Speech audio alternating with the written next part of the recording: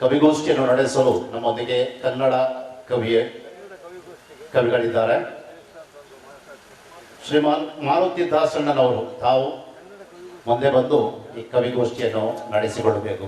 Poetic ಆಯೋಜಿಸಿರುವ ಈ ಸುಂದರ ಕವಿಗೋಷ್ಠಿಗೆ ಎಲ್ಲರನ್ನ ಸ್ವಾಗತಿಸ್ತಾ ಕನ್ನಡ ಕವಿಗೋಷ್ಠಿಯನ್ನು ಆರಂಭ ಮಾಡ್ತಾ ಇದ್ದೇನೆ. ಆರಂಭಿಸುವ ಮುನ್ನ ನನ್ನ ಗೋಷ್ಠಿಯ ಕವಿಗಳನ್ನು ವೇದಿಕೆಗೆ ಬರಮಾಡಿಕೊಳ್ತಾ ಇದ್ದೇನೆ. ಡಾಕ್ಟರ್ ಸುರೇಶ್ ನೆಗಳಗುಳಿ ಸರ್ ಬರಬೇಕು ದಯವಿಟ್ಟು. ಶ್ರೀಮತಿ ಲವಿ ಗಂಜಿಭಟ್, ಶ್ರೀ ಮನ್ಸೂರ್ ಮುಲ್ಕಿ ಸರ್, ನವೀನ್ ಪಿರೇರಾ, ಶ್ರೀ ಮೂಗಪ್ಪ ಗಾಳೆ ಮತ್ತು ಶ್ರೀ ರೇಮನ್ ಡಿಕುನ್ನ ತಾಕೋಡೆ ಸರ್ ದಯವಿಟ್ಟು ಎಲ್ಲರೂ ವೇದಿಕೆಗೆ ಬರಬೇಕು. ಹೆಚ್ಚು ಸಮಯವನ್ನು ತಗೊಳ್ಳದೆ ಕವಿಗೋಷ್ಠಿಯನ್ನು ಆರಂಭ ಮಾಡ್ತಾ ಇದ್ದೇವೆ. ಅದಕ್ಕೂ ಮುಂಚೆ ನಾನು ಒಬ್ಬ ನಿರೂಪಕ ಅಂದ್ಕೊಂಡು ನಾನು ಇದನ್ನು ವಿನಮ್ರವಾಗಿ ಆರಂಭ ಮಾಡ್ತಾ ಇದ್ದೇನೆ. ಯಾಕೆಂದರೆ ನನ್ನ ಪಕ್ಕದಲ್ಲೇ ಇರೋರು ನನಗಿಂತ ತುಂಬ ಹಿರಿಯರು, ಹಾಗೆಯೇ ಹಿರಿಯ ಕವಿಗಳಿದ್ದಾರೆ, ನನಗಿಂತ ಚೆನ್ನಾಗಿ ಬರೆಯೋ ಕವಿಗಳಿದ್ದಾರೆ. ಹಾಗಾಗಿ ಈ ಕವಿಗೋಷ್ಠಿ ಅನ್ನೋದು ಇದಕ್ಕೆ ನಾನು ಅಧ್ಯಕ್ಷತೆ ಖಂಡಿತ ಇದು ಅಲ್ಲ. ಅದಕ್ಕೆ ಒಬ್ಬ ನಿರೂಪಕನಂತೆ ನಾನು ಇಲ್ಲಿ ಕೆಲಸ ಮಾಡ್ತೇನೆ ಅಂತ ವಿನಮ್ರವಾಗಿ ಹೇಳ್ತಾ ಕವಿಗೋಷ್ಠಿಯನ್ನು ಆರಂಭ ಮಾಡೋದಕ್ಕೆ ಮುಂಚೆ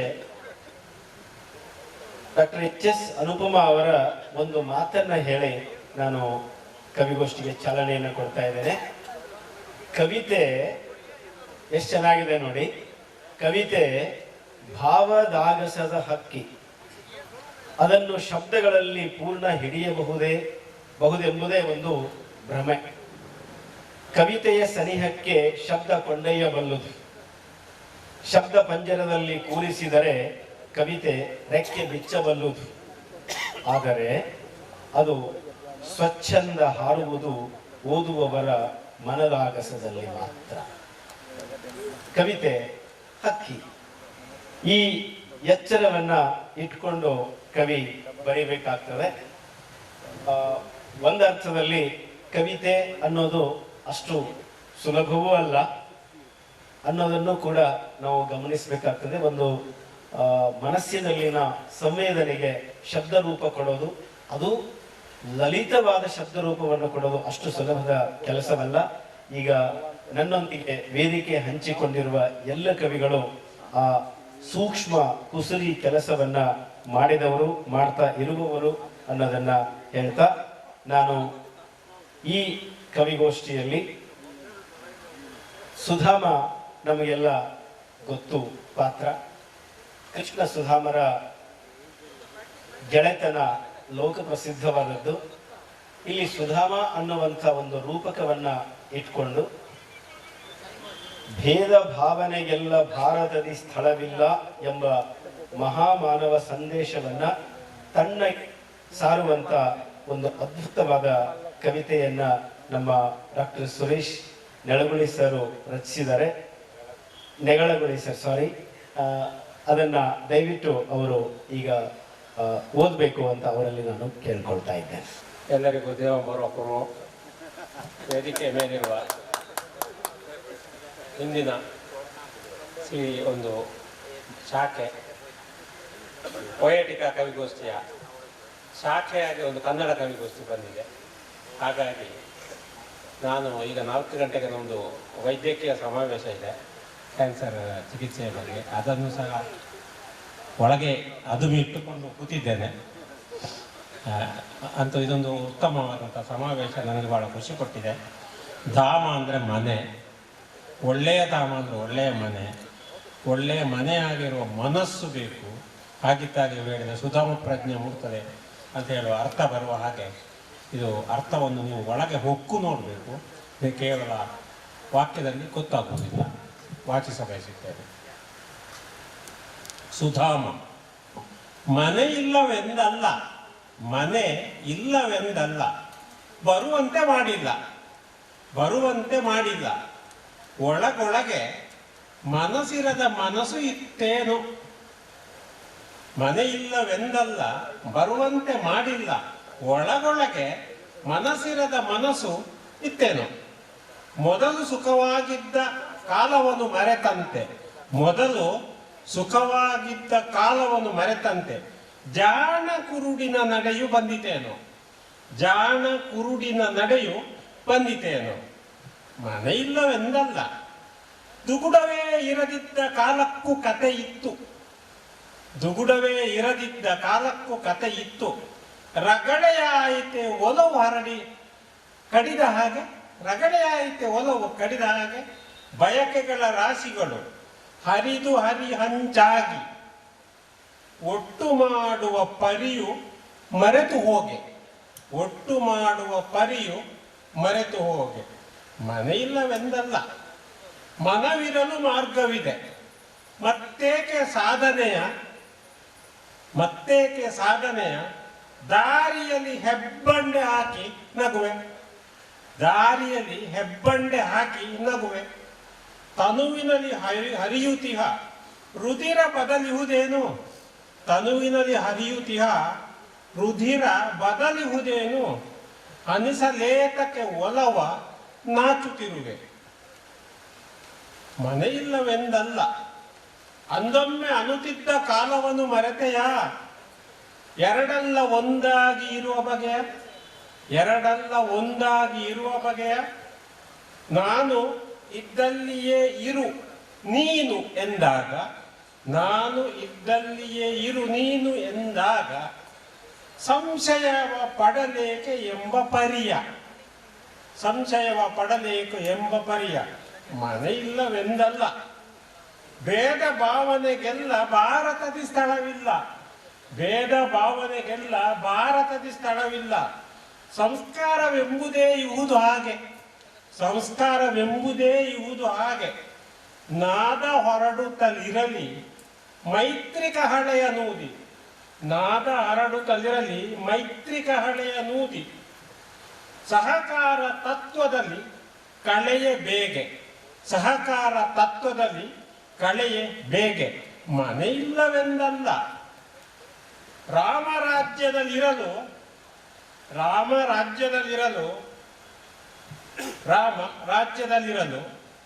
ರಾಮನಲ್ಲದೆ ಬೇರೆ, ರಾಮನಲ್ಲದೆ ಬೇರೆ ಯಾರಿಗಾದರೂ ಕೂಡ ಸಾಧ್ಯವೇನು, ಯಾರಿಗಾದರೂ ಕೂಡ ಸಾಧ್ಯವೇನು.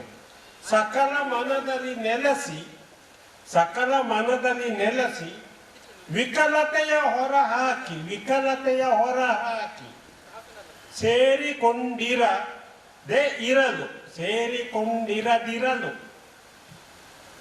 ಸಾಧುವೇನು, ಸೇರಿಕೊಂಡಿರದಿರಲು ಸಾಧುವೇನು. ಮನೆ ಇಲ್ಲವೆಂದಲ್ಲ, ಬರುವಂತೆ ಮಾಡಿಲ್ಲ. ಒಳಗೊಳಗೆ ಮನಸ್ಸಿರದ ಮನಸ್ಸು ಇತ್ತೇನು, ಒಳಗೊಳಗೆ ಮನಸ್ಸಿರದ ಮನಸ್ಸು ಇತ್ತೇನು. ಎಲ್ಲರಿಗೂ ಒಳ್ಳೆಯದಾಗಲಿ. ಧನ್ಯವಾದ. ಧನ್ಯವಾದಗಳು ಸರ್. ತನುವಿನಲ್ಲಿ ಹರಿದಿರುವ ರುಧಿರ ಒಂದೇ, ರುಧಿರ ಅಂತಂದ್ರೆ ರಕ್ತ. ಪ್ರತಿಯೊಂದು ತನುವಿನಲ್ಲಿರುವಂಥ ರಕ್ತ ಒಂದೇ ಆಗಿರುವಾಗ ನಮ್ಮಲ್ಲಿ ಭೇದ ಭಾವ ಯಾಕೆ ಅನ್ನುವಂಥ ಬಹಳ ಅದ್ಭುತವಾದ ಸಂದೇಶವನ್ನ ಹೇಳ್ತಾ ಮೈತ್ರಿ ಕಹಳೆಯನ್ನ ಊದಿದ್ರು ನಮ್ಮ ಸುರೇಶ್ ಸರ್.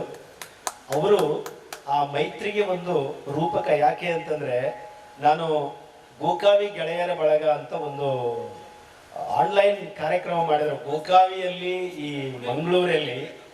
ಆ ಆನ್ಲೈನ್ ಕಾರ್ಯಕ್ರಮದಲ್ಲೂ ಕೂಡ ಡಾಕ್ಟರ್ ಸುರೇಶ್ ಅವರು ಬಂದು ಪ್ರಶ್ನೆ ಕೇಳೋದು, ಉತ್ತರ ಹೇಳೋದು, ಆಮೇಲೆ ಒಂದು ವಿಷಯದ ಬಗ್ಗೆ ಮಾತಾಡೋದು, ಈ ರೀತಿ ಎಲ್ಲಿ ಮಂಗಳೂರು ಎಲ್ಲಿ ಗೋಕಾವಿ. ಅದಕ್ಕೆ ಅವರು ಕೂಡ ಒಂದು ಮೈತ್ರಿಗೆ ಒಂದು ರೂಪಕ ಅಂತ ನನಗೆ ಅನ್ನಿಸ್ತು. ತುಂಬ ತುಂಬ ಧನ್ಯವಾದಗಳು ಸರ್. ಕಾಲ ಅದು ಅವನು ಅಥವಾ ಅದು ನಿಷ್ಕರುಣಿ, ಯಾರಿಗೂ ಕಾಯುವುದಿಲ್ಲ. ಆ ಕಾಲ ನಾವು ಸಂತೋಷ ಆಗಿದೆಯೋ, ನಮಗೆ ದುಃಖ ಆಗಿದೆಯೋ, ನೋವಾಗಿದೆಯೋ, ಆತಂಕ ಆಗಿದೆಯೋ, ಅವನಿಗೆ ಏನೂ ಆಗೋದಿಲ್ಲ. ಅವನಿಗೆ ಯಾರು ತಮ್ಮ ತಲೆಯಲ್ಲಿ ನರೆಗೂದಲನ್ನು ಬಯಸುವುದಿಲ್ಲ, ಆದರೆ ಅದು ಅನಿವಾರ್ಯ. ಒಂದು ನರೆಗೂದಲಿನಿಂದ ನಾವು ಎಷ್ಟು ಆತಂಕಕ್ಕೆ ಒಳಗಾಗ್ತೇವೆ, ಅದರ ಹಿಂದೆ ಯಾವ ರೀತಿ ಕಾಲ ನಗ್ತಾನೆ ನಮ್ಮನ್ನು ನೋಡಿ ಅನ್ನೋದನ್ನು ಒಂದು ಚಿತ್ರದಂತೆ ನಮ್ಮ ಲವಿ ಗಂಜಿಭಟ್ ಅವರು ತಮ್ಮ ಕವಿತೆಯಲ್ಲಿ ಕಟ್ಕೊಟ್ಟಿದ್ದಾರೆ. ದಯವಿಟ್ಟು ಆ ಕವಿತೆಯನ್ನು ಪ್ರಸ್ತುತಪಡಿಸಿದ್ದಾರೆ. ಎಲ್ಲರಿಗೂ ನಮಸ್ಕಾರ. ನನ್ನ ಕವಿತೆಯ ಶೀರ್ಷಿಕೆ ಆತಂಕ. ತಿವಿಯುತ್ತ ನನ್ನ ಆಕಾಂಕ್ಷೆಗಳ ಗಾಳಿಗೋಪುರವ ಯಾಕಾದರೂ ಮೂಡಿತೋ ತಲೆಯಲ್ಲಿ ತರಲೆ.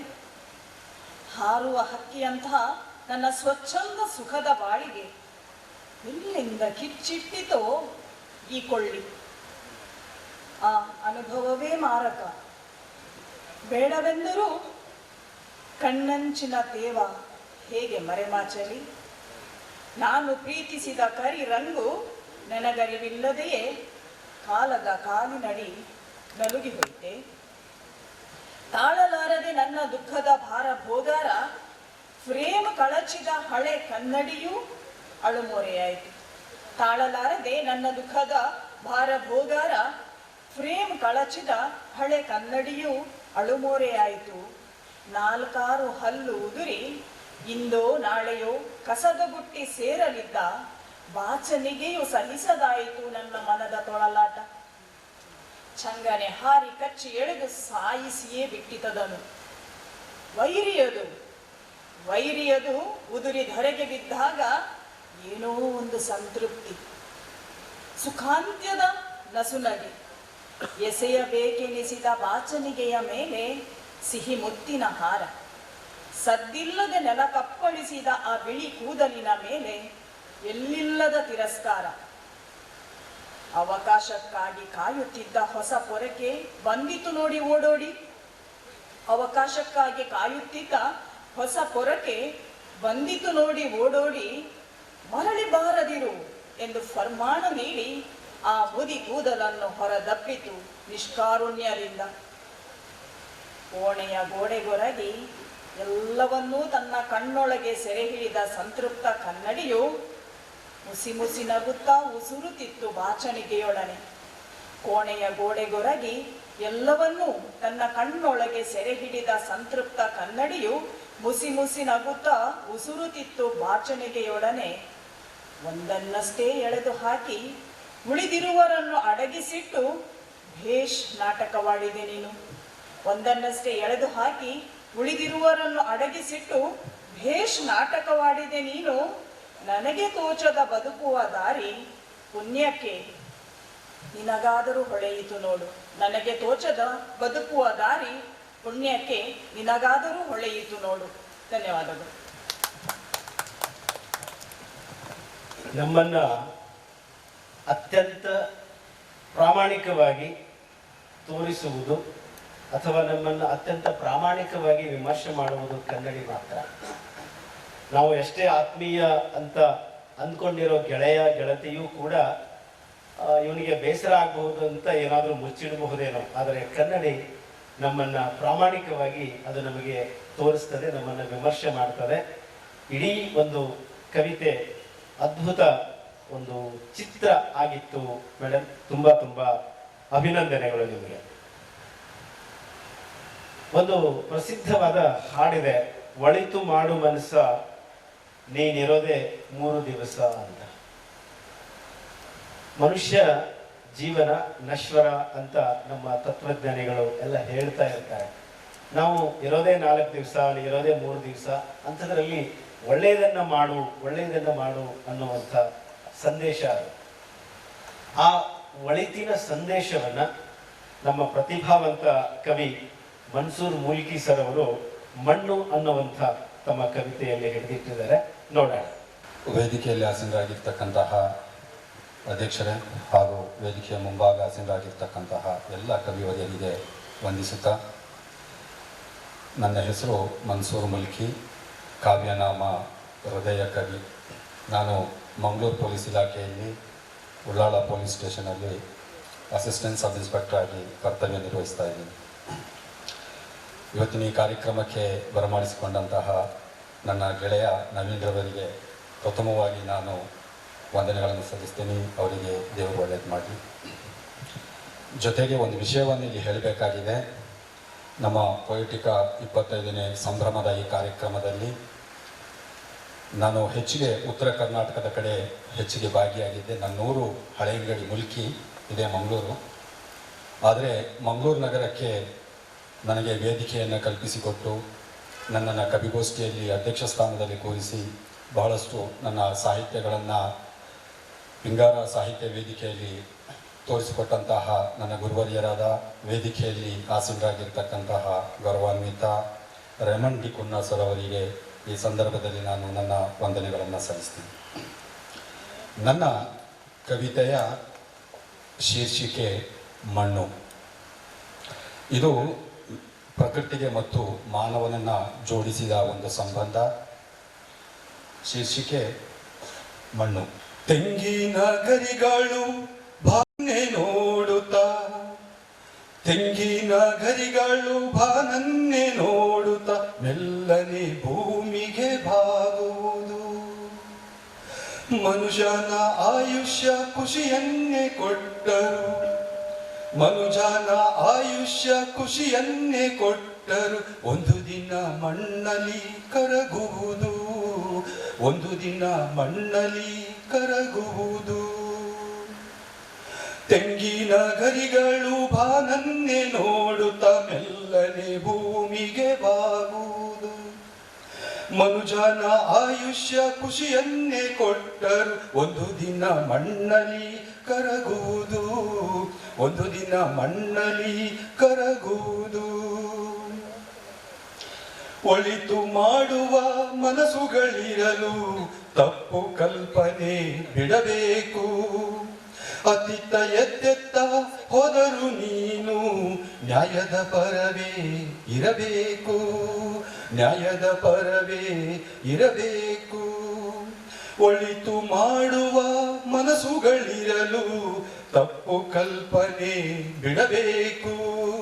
ಅತಿತ್ತ ಎತ್ತೆತ್ತ ಹೋದರು ನೀನು,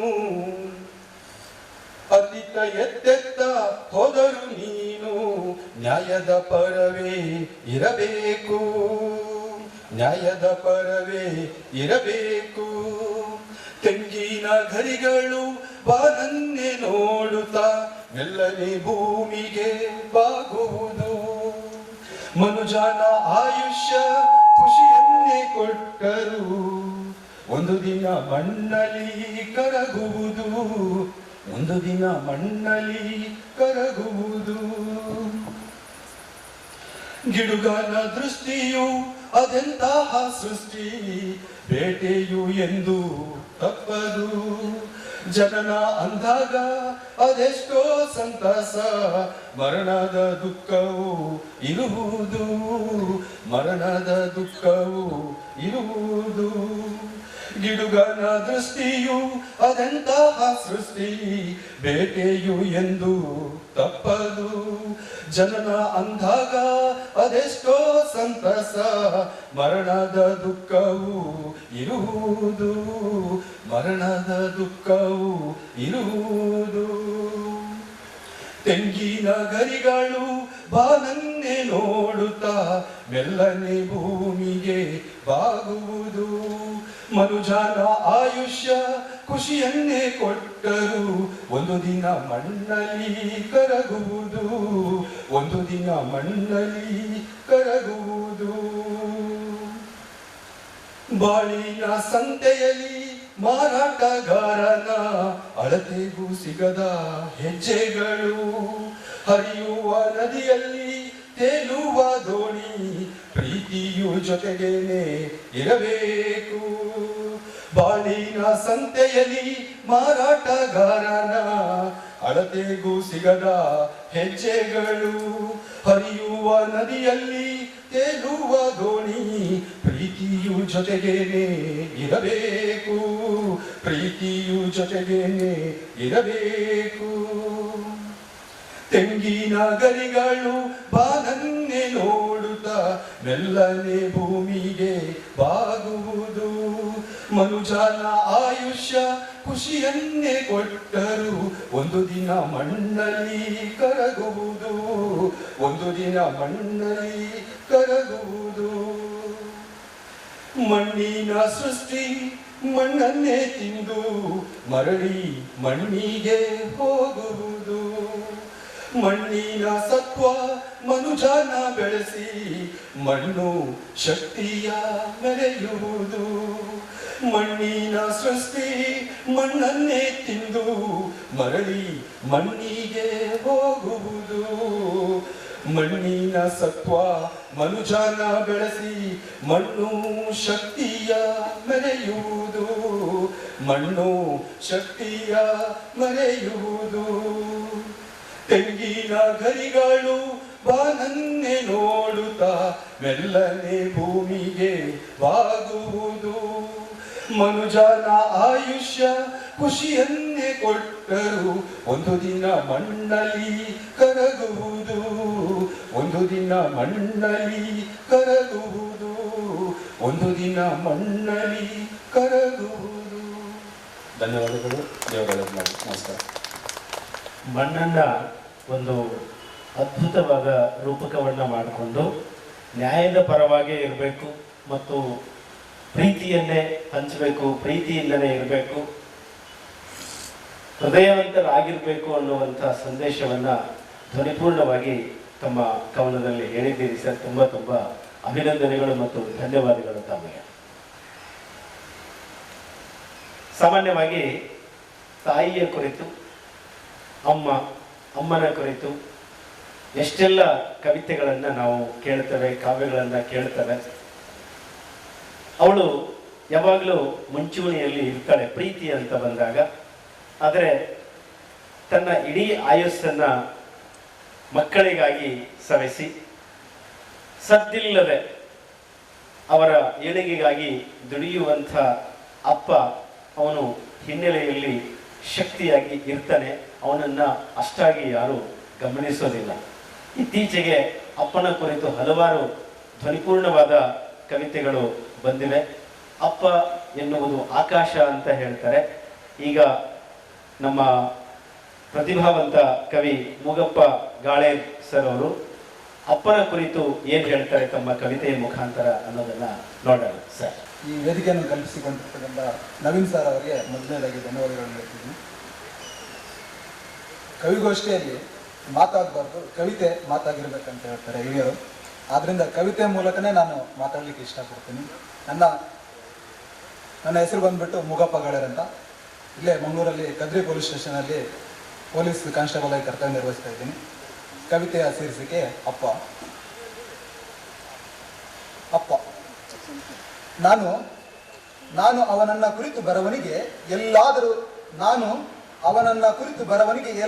ಉಂಟೆ ಎಂದು ಗ್ರಂಥಾಲಯವನ್ನೆಲ್ಲ ಕೆದಕಿ ಬಿಟ್ಟೆ. ನಾನು ಅವನನ್ನ ಕುರಿತು ಬರವನಿಗೆ ಎಲ್ಲಾದರೂ ಉಂಟೆ ಎಂದು ಗ್ರಂಥಾಲಯವನ್ನೆಲ್ಲ ಕೆದಕಿ ಬಿಟ್ಟೆ. ಎಲ್ಲಿಯೂ ಸಿಗಲಿಲ್ಲ ಅವನದೊಂದಾದರೂ ಕಿರುವತ್ತಿಗೆ. ಅಷ್ಟೊಂದು ಕುರುಪಿನ ಈ ನನ್ನಪ್ಪ ಜಗತ್ತಿಗೆ. ಅಮ್ಮ ಎನ್ನುವ ಕೂಗಿನ ಹಿಂದೆ ಅಪ್ಪನ ಶ್ರಮವಿದೆ ಎಂಬುದು ಯಾವ ಕವಿಯೂ ಅರಿಯಲಿಲ್ಲ. ಅಮ್ಮ ಎನ್ನುವ ಕೂಗಿನ ಹಿಂದೆ ಅಪ್ಪನ ಶ್ರಮವಿದೆ ಎಂಬುದು ಯಾವ ಕವಿಯೂ ಅರಿಯಲಿಲ್ಲ. ಅಪ್ಪನ ಕುರಿತು ಬರೆಯಲು ಯಾರಿಗೂ ಮನಸ್ಸು ಬರಲಿಲ್ಲ. ಯಾರು ಬರೆಯದ ಅಪ್ಪನ ಕುರಿತು ಬರೆಯಲೊರಟೆ. ಒಂದಾದರೂ ಶೃಂಗಾರ ಪದಗಳು ಸಿಗುತ್ತಿಲ್ಲ ಈ ನನ್ನಪ್ಪನ ಬದುಕಿಗೆ. ಬರೀ ಬದುಕಿನ ಬಂಡಿ ಎಳೆದು ಎತ್ತಿನ ಹೆಗಲಂತಾಗಿತ್ತು ಅಪ್ಪನ ದೇಹ ನೋಡಿದ ಪದಗಳೇ ಮುನಿಸಿಕೊಂಡು ಹೋಗಿರಬಹುದೇ? ಅಪ್ಪನ ಈ ದೇಹ ನೋಡಿದ ಪದಗಳೇ ಮುನಿಸಿಕೊಂಡು ಹೋಗಿರಬಹುದೇ? ಅಮ್ಮ ಎಂದೊಡನೆ ಅಪ್ಪನ ನೆನಪಾಗಬೇಕಿತ್ತು. ಹಾಗಾಗಲಿಲ್ಲ ಇಲ್ಲಿ. ಏಕೆಂದರೆ ಮಾತನಾಡದ ಮುಗ್ಧ ಪ್ರಾಣಿ ಅವನಲ್ಲಿ.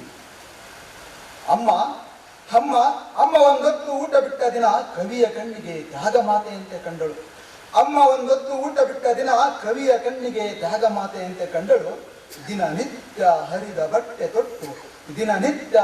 ಬಟ್ಟೆ ತೊಟ್ಟು ಅವಮಾನದಿಂದ ದುಡಿದ ನಮ್ಮಪ್ಪ ರವಿಯ ಕಣ್ಣಿಗೂ ಕೂಡ ವಿರೋಧಿ ಆಗಿಬಿಟ್ಟ. ಅವಮಾನದಿಂದ ದುಡಿದ ನನ್ನಪ್ಪ ರವಿಯ ಕಣ್ಣಿಗೂ ಕೂಡ ವಿರೋಧಿಯಾಗಿ ಬಿಟ್ಟ. ಏಕೆ ಇಂಥ ತಾತ್ಸರ, ಹೇಗೆ ಇಂಥ ತಾತ್ಸರ? ಇರಬೇಕು ಭೂಮಾತೆ ಎನ್ನೆಂಬ ಅಹಂಕಾರ. ಏಕೆ ಇಂಥ ತಾತ್ಸರ? ಇರಬೇಕು ಭೂಮಾತೆ ಕೂಡ ಎನ್ನೆಂಬ ಅಹಂಕಾರ. ಅವ ಬಿತ್ತಿ ಬೆಳೆಯದಿದ್ದರೆ ಇವಳಿಗೆಲ್ಲಿ ಸೌಭಾಗ್ಯದ ಮಮಕಾರ, ಇವಳಿಗೆಲ್ಲಿ ಸೌಭಾಗ್ಯದ ಮಮಕಾರ. ಅಪ್ಪ ಅಪ್ಪ ಅಪ್ಪ ಕ್ಷಮಿಸಿಬಿಡು, ನನಗೂ ಕೂಡ ಶೃಂಗಾರ ಪದಗಳು ಸಿಗುತ್ತಿಲ್ಲ. ಅಪ್ಪ ಕ್ಷಮಿಸಿಬಿಡು, ನನಗೂ ಕೂಡ ಶೃಂಗಾರ ಪದಗಳು ಸಿಗುತ್ತಿಲ್ಲ. ಬರೀ ನೋವೆ ತುಂಬಿದ ನಿನ್ನ ಬದುಕಿಗೆ ಶೃಂಗಾರ ಪದಗಳ ಅವಶ್ಯಕತೆ ನಿನ್ನ ಕಾವಕ್ಕಿಲ್ಲ. ಶೃಂಗಾರ ಪದಗಳ ಅವಶ್ಯಕತೆ ನಿನ್ನ ಕಾವಕ್ಕಿಲ್ಲ. ಧನ್ಯವಾದಗಳ ಅವಶ್ಯಕತೆ. ಅಪ್ಪನ ತ್ಯಾಗಕ್ಕೆ, ಬಲಿದಾನಕ್ಕೆ, ಅವನ ಪ್ರೀತಿಗೆ ಒಂದು ಭಾಷ್ಯವನ್ನು ಬರೆದಂತಿತ್ತು ತಮ್ಮ ಕವಿತೆ. ತುಂಬ ತುಂಬ ಧನ್ಯವಾದಗಳು ಸರ್. ನಮ್ಮ ಮನ್ಸೂರ್ ಮುಲ್ಕಿ ಸರ್ ಹೇಳ್ಕೊಂಡ ಹಾಗೆ ರೇಮಂಡ್ ಡಿಕುನ್ನ ತಾಕೋಣೆ ಸರ್ ಅವರು ಅವರ ಗುರುಗಳು ಅಂತ ಹೇಳ್ಕೊಂಡ್ರು. ಯಾಕೆಂದರೆ ಅವ್ರ ಬಗ್ಗೆ ನನಗೆ ನಿಜವಾಗ್ಲೂ ಗೊತ್ತಿರಲಿಲ್ಲ. ಅವರ ಕವಿತೆಯನ್ನು ಕೇಳುವ ಸೌಭಾಗ್ಯ ಈಗ ನಮ್ಮದು ಸರ್. ರೇಷ್ಮೆ ಆಗಬೇಕು. ನನ್ನ ಕವಿತೆಯ ಹೆಸರು ರೇಷ್ಮೆ ಆಗಬೇಕು ನಾನು. ರೇಷ್ಮೆ ಆಗಬೇಕು ನಾನು, ಅದಕ್ಕೆ ಚಿಟ್ಟೆ ಆಗುವ ಕನಸು ಕಾಣಬೇಕು. ರೇಷ್ಮೆ ಆಗಬೇಕು ನಾನು, ಅದಕ್ಕೆ ಚಿಟ್ಟೆಯಾಗುವ ಕನಸು ಕಾಣಬೇಕು. ನಾನು ಸಾವು ಬದುಕಿನ ಆಟ ಆಡಬೇಕು. ನಾನು ಸಾವು ಬದುಕಿನ ಆಟ ಆಡಬೇಕು. ಆಸೆಯಲ್ಲಿ ನಿಂದು ಹೊಟ್ಟೆ ಬಾಕನಂತೆ ತಿಂದು ಹೊಟ್ಟರೆಯಲ್ಲಿ ಸೇರಿ ಬಿಡಬೇಕು. ಮತ್ತೆ ನಾನು ರೇಷ್ಮೆಯಾಗಬೇಕು. ಗೂಡು ಸೇರಬೇಕು ನಾನು, ಕಾಯುವಂತೆ ಮಾಡಬೇಕು ಎಲ್ಲರನ್ನು.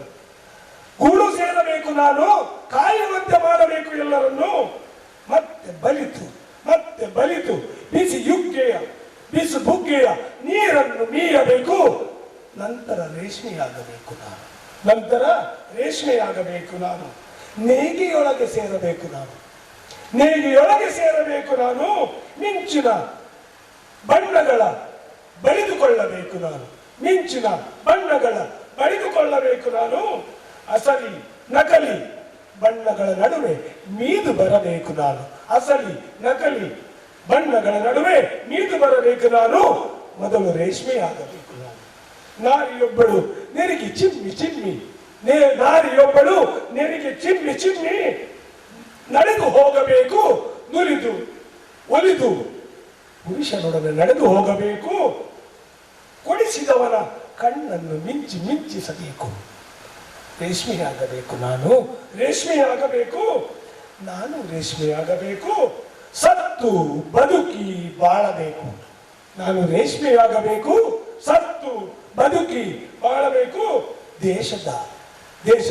ಈ ದೇಶದ ಒಳಿತಿಗಾಗಿ ಬಲಿಯಾಗಬೇಕು. ಆಗ ತಿರಂಗ ಅರ್ಧಕ್ಕೆ ಹಾರಬೇಕು. ಧನ್ಯವಾದ.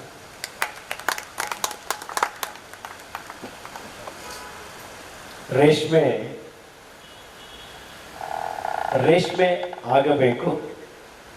ರೇಷ್ಮೆಯಂತಾಗುವುದು ಅಷ್ಟು ಸುಲಭವಲ್ಲ.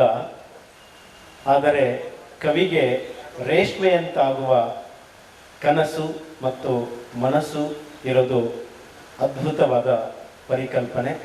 ಯಾಕೆಂದರೆ ರೇಷ್ಮೆ ಅದು ಏನೆಲ್ಲ ಆಗ್ತದೆ, ರೇಷ್ಮೆ ಆಗಬೇಕು ಅಂತಂದರೆ ಅದರ ಹಿಂದೆ ಏನೆಲ್ಲ ಆಗ್ತದೆ ಅನ್ನೋದು ತಮಗೆಲ್ಲರಿಗೂ ಗೊತ್ತು. ಹಾಗೆ ಇಡೀ ಒಂದು ಕವಿತೆ ರೇಷ್ಮೆಯಂತೆ ಇತ್ತು ಸರ್. ಧನ್ಯವಾದಗಳು ತಮಗೆ. ಇನ್ನು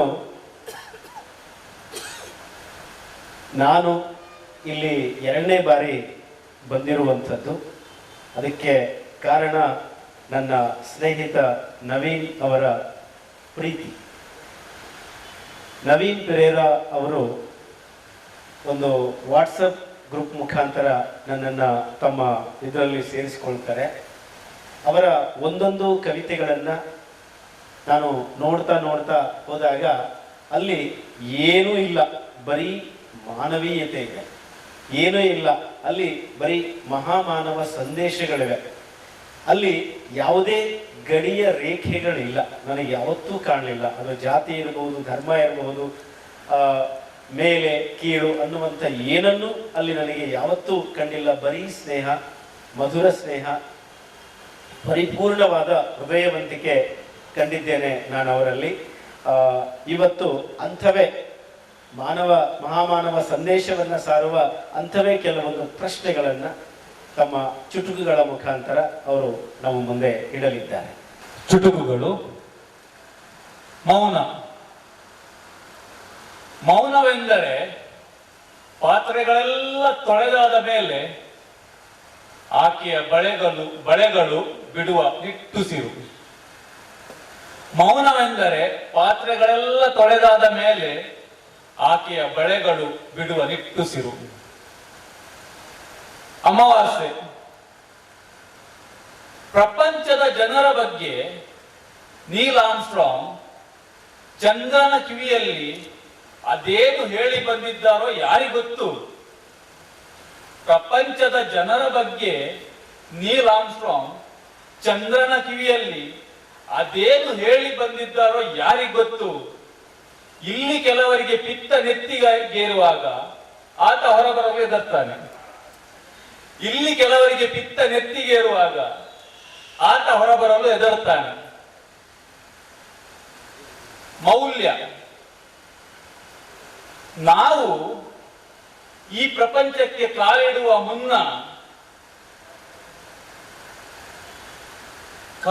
ಮುಂಚಿನ ನೆನಪು ತುಂಬಾ ಬೆಲೆಯುಳ್ಳದ್ದಾಗಿರಬೇಕು. ನಾವು ಈ ಪ್ರಪಂಚಕ್ಕೆ ಕಾಲಿಡುವ ಮುಂಚಿನ ನೆನಪು ತುಂಬಾ ಬೆಲೆಯುಳ್ಳದ್ದಾಗಿರಬೇಕು. ಇಲ್ಲದಿದ್ದರೆ ಪರಮೇಶ್ವರ ಅದನ್ನು ಹೀಗೆ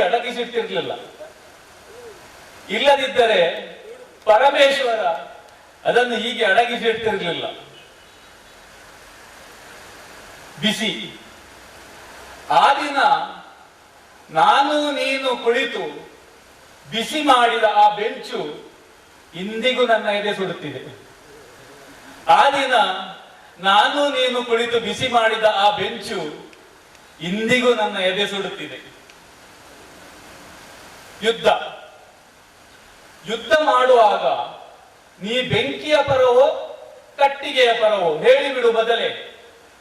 ಯುದ್ಧ ಮಾಡುವಾಗ ನೀ ಬೆಂಕಿಯ ಪರವೋ ಕಟ್ಟಿಗೆಯ ಪರವೋ ಹೇಳಿಬಿಡು ಮೊದಲೇ. ಬೂದಿಯ ಪಾಲಿಗಾಗಿ ಪುನಃ ನಿಮ್ಮವರ ಜಗಳವಾಡುವುದು ಬೇಡ. ಬೂದಿಯ ಪಾಲಿಗಾಗಿ ಪುನಃ ನಿಮ್ಮವರು ಜಗಳ ಮಾಡುವುದು ಬೇಡ. ಹೆಜ್ಜೆ. ನಾ ಕಾಲಿಡುವ ಜಾಗ ಭದ್ರವಾಗಿದ್ದರೆ ಅಷ್ಟೇ ಸಾಕು ನನಗೆ.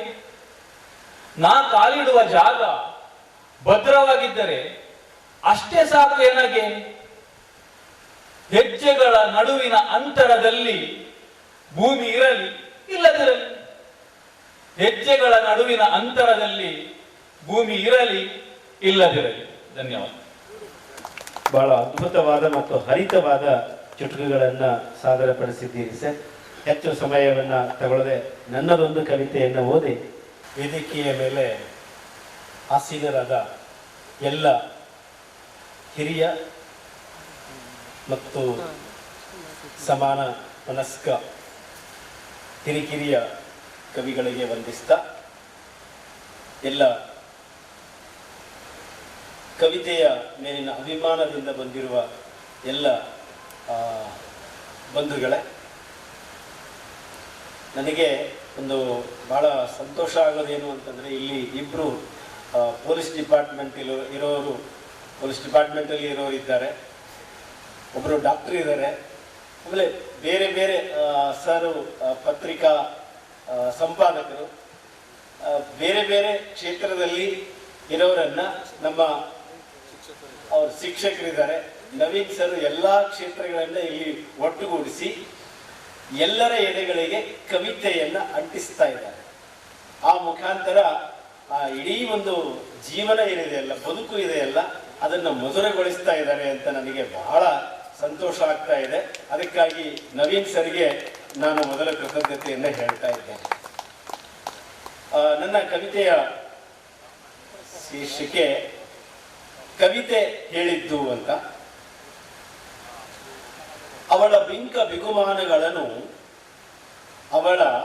ಬಿಂಕ ಬಿಗುಮಾನಗಳನ್ನು ಅಸಡ್ಡೆ ಅನಾದರಗಳನ್ನು ಕವಿತೆಯಲ್ಲಿ ಬರೆದು ಸೇಡು ತೀರಿಸಿಕೊಳ್ಳಲು ಕುಳಿತೆ. ಪೆನ್ನು ಪೇಪರು ಹಿಡಿದು ಯಾರು ಡಿಸ್ಟರ್ಬ್ ಮಾಡಕೂಡದೆಂದು ಮನೆಯಲ್ಲಿ ತಾಕೀತು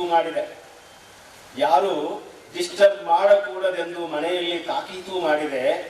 ಹಲ್ಲು ಕಡಿಯುತ್ತಾ ಬರೆಯತೊಡಗಿದರೆ ಅಕ್ಷರಗಳೇ ಮೂಡುತ್ತಿಲ್ಲ. ಕವಿತೆ ಮುಸಿ ಮುಸಿ ನಗತೊಡಗಿತು. ನನ್ನ ನೋವು ನಲಿವುಗಳಲ್ಲಿ ಕೈ ಹಿಡಿದ ಕವಿತೆಯೂ ಹೀಗೆ ಕಾಡಬೇಕೆ? ಇದಕ್ಕೂ ಸೊಕ್ಕು ಬಂತೆ. ಮುಖ ಊದಿಸಿಕೊಂಡು ಕಣ್ಣು ಕೆಂಪಗೆ ಮಾಡಿಕೊಂಡು ಬರೆಯತೊಡಗಿದೆ. ಮತ್ತೆ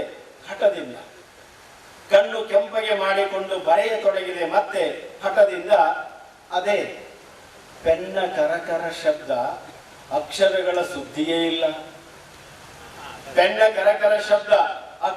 ಸುದ್ದಿಯೇ ಇಲ್ಲ. ಯಾರೋ ನಕ್ಕಂತಾಯಿತು. ನೋಡಿದರೆ ಅದೇ ಕವಿತೆ. ಈಗ ಗಹಗಹಿಸಿ ನಗುತ್ತಿದೆ. ಸಿಟ್ಟಿಗೆದ್ದು ಪೆನ್ನನ್ನು ಕುಕ್ಕಿ ಕಾಗದವನ್ನು ಹರಿದೊಗೆದೆ. ಇನ್ನೆಂದೂ ಬರೆಯುವುದಿಲ್ಲ. ಇವಳಿಗೂ ಜಂಬ. ಒಣಗುತ್ತಾ ಮಲಗಿದೆ ಹೊತ್ತು. ನೀರವ ರಾತ್ರಿ ಸುಕುಮಾರ ಹೆಜ್ಜೆಗಳ ಪಿಸುದನಿ, ಮಾತಿನಂತಹ ಮೌನ, 108 ಬಣ್ಣದ ನೂಲ ಹೆಣೆಯುತ್ತಿರುವ ಅನುಭವ. ಛೆ, ಇರಬಹುದು ಅವಳಿಗೂ ಏನೋ ತೊಂದರೆ, ಗೊಂದಲ, ತಳಮಳ. ಯಾರೋ ಎದ್ದು ಹೋದಂತೆನಿಸಿ ನೋಡಿದೆ. ಅರೆ, ಅದೇ ಕವಿತೆ. ಯಾಕೋ ಮತ್ತೆ ಬರೆಯಬೇಕೆನಿಸಿತು. ಪೆನ್ನು ಕಾಗದಗಳನ್ನೆತ್ತಿಕೊಂಡೆ. ಬರೆಯತೊಡಗಿದೆ. ಮೈಮೇಲೆ ಬಂದಂತೆ ಎಷ್ಟೊಂದು ರೂಪಕಗಳ ಗೆಜ್ಜೆದನಿ, ನವಿರಾದ ಶಬ್ದಗಳ ಇನಿದನಿ. ದಂಗಾಗಿ ಹೋದೆ. ಬರೆದು ಮುಗಿಸಿದ ಮೇಲೆ ನೋಡಿದರೆ ಒಂದೇ ಒಂದು ಸೇಡಿನ ಪದವಿಲ್ಲ. ಕವಿತೆ ನಕ್ಕಿತು. ಕವಿತೆ ಎಂದರೆ ಸೇಡಲ್ಲ, ಪ್ರೀತಿ. ಜ್ವಾಲೆಯಲ್ಲ, ಬೆಳಕು. ಬಯಲಲ್ಲ, ಆಕಾಶ. ಜ್ಞಾನದ ಅಹಮಿಕೆಯಲ್ಲ, ಅರಿವಿನ ವಿನಯ ಎಂಬಂತೆ. ನಮಸ್ಕಾರ. ಧನ್ಯವಾದಗಳು. ಮೂಗಪ್ಪ ಗಡೇರ ಇವರಿಗೆ ನಮ್ಮ ನೆನಪಿನ ಕಾಣಿಕೆಯನ್ನು ಕೊಟ್ಟು ಸನ್ಮಾನಿಸಬೇಕಾಗಿ ನಾವೆನ್ಸಲಲ್ಲಿ ಕೇಳಿಕೊಳ್ತಾ ಇದ್ದಾರೆ. ಅಂತೆಯೇ ಧನ್ಯವಾದಗಳನ್ನು ಸಮರ್ಪಿಸ್ತಾ ಇದ್ದೇನೆ ಮಾರುತಿ ದಾಸಣ್ಣನವರು ಹಾಗೂ ಎಲ್ಲ ಕವಿಗಳಿಗೆ. ನಮ್ಮೆಲ್ಲರ ಹೃದಯಗಳನ್ನು ತಾವು ಸಂಪನ್ನಗೊಳಿಸಿದಿರಿ. ಧನ್ಯವಾದಗಳು ಸರ್. ಅತ್ಯುತ್ತಮವಾದ ಕವಿತೆಯನ್ನು ಇಲ್ಲಿ ಸಾದರಪಡಿಸಿದವರು ಶ್ರೀಯುತ ಮನ್ಸೂರ್. ತಾವು ದಯವಿಟ್ಟು ಮುಂದೆ ಬಂದು ತಮ್ಮ ಅತ್ಯುತ್ತಮವಾದ ಕವಿತೆಗೆ ಸನ್ಮಾನವನ್ನು ಸ್ವೀಕರಿಸುವುದು. ಅಭಿನಂದನೆಗಳು.